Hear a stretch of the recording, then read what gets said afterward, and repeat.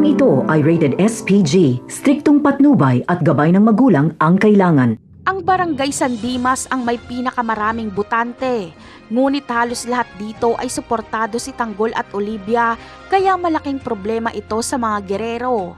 Galit na galit si Roberto dahil sila daw ang may-ari ng San Dimas pero hindi sila ang sinusuportahan ng mga tao doon. Kaya naman, isang marahas na paraan ang gagawin ni Roberto.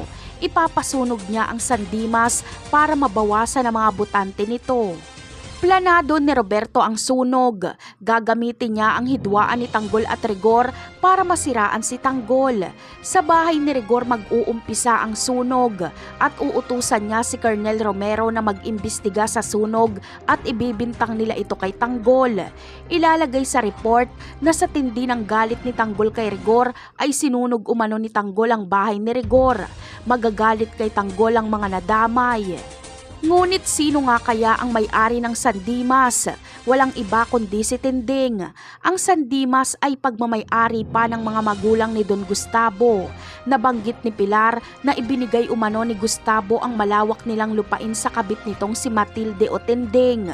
Ang lupain na tinutukoy ni Pilar na nakapangalan ngayon kay Tinding ay ang San Dimas.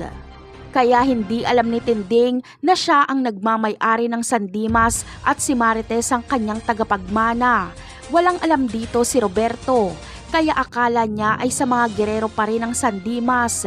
Tanging si Pilar at Gustavo lang ang nakakaalam.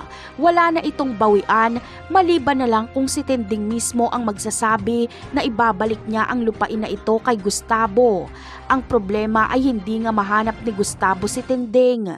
Napakarami pa nating dapat abangan sa mga susunod na episode. Paalam!